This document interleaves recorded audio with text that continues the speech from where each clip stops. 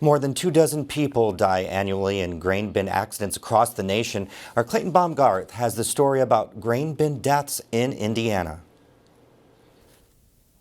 Thanks, Joe. A report released by Purdue Extension late last year said grain entrapments are the leading cause of agricultural confined space injuries and fatalities. I spoke with a mother whose son passed a few years ago from a grain entrapment incident, as well as experts to learn more. On a bitter cold morning in Waveland, Indiana, a mother does something no parent should have to do. She visits her son's final resting place. He loved to be outside. He loved to hunt. He loved to fish. He loved to be with his friends. He loved to joke around. He was just just an all-around good country boy. In 2019, her 18-year-old son Colton was employed by a local farm. He tended to fields, operated equipment, and worked around grain bins at harvest time. On November 22nd of that year, Anita received terrible news. I received a call from Colton's employer that he was missing and that they thought that he may be inside the bin. She raced to the site where emergency vehicles were already on the scene. It was there that Anita's world came crashing down. He had gone to the top to look in, and that was basically the last time that he was seen. So I can only imagine that there was, that it was clogged. They were trying to take grain out, and that he went inside. I'll never know. Colton's story is one of 39 grain bin deaths that occurred nationally in 2019. Since then, the number of what the industry calls confined space emergencies has increased, but the number of deaths have slightly decreased. In 2022, there were 55 cases of confined space emergencies nationally, with 29 fatalities.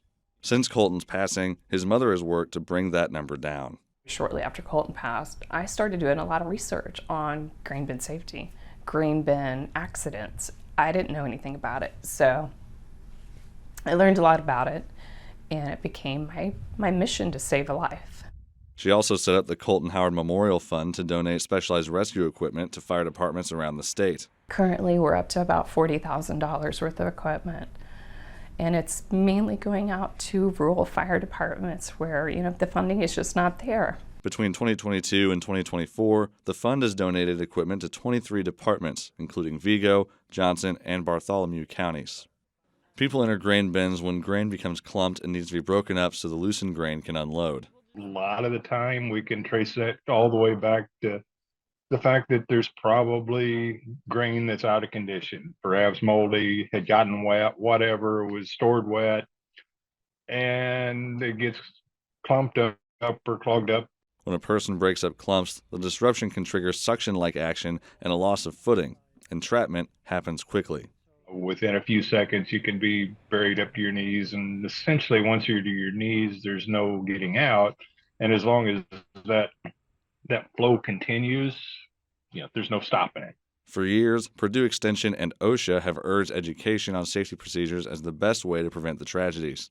Purdue is also focused on preventing the original cause of clumping, excess moisture in the bins. In years with more rain than usual or more humidity in the air, it is more likely clumps of wet grain will form in the bin. That grain is never going to get better than the day you put it in there. So the better condition you can have it in the bin and maintain it that way, the less chance you're going to have to go in there and grub around. Another prevention measure is a lifeline attached to the person entering the grain bin. The emergencies are difficult to document. OSHA does have rules in place for properly working on or around grain bins, but farms with 10 employees or fewer, such as the one Colton worked at, are not subject to OSHA regulations. It makes it a challenge for us while we research these types of incidents because there's no reporting requirements. Most of our data about these incidents that occur on private farms comes from newspaper articles. Colton's mother, Anita, hopes to continue raising money to help prevent what no other mother should endure. Make sure you have a lifeline. Make sure you have somebody with you. Make sure the auger's not on. Make sure it's locked out, tagged out. Those are the simple things that I have learned, in just my small amount of research. Colton should be here today. He would be here today had he, stopped and thought before he acted. And Joe, that very same week that I spoke with Anita for this story, a man in Lake County, Indiana became trapped in a grain silo and died despite a 4-hour rescue effort. For Indiana News Desk, I'm Clayton Baumgarth.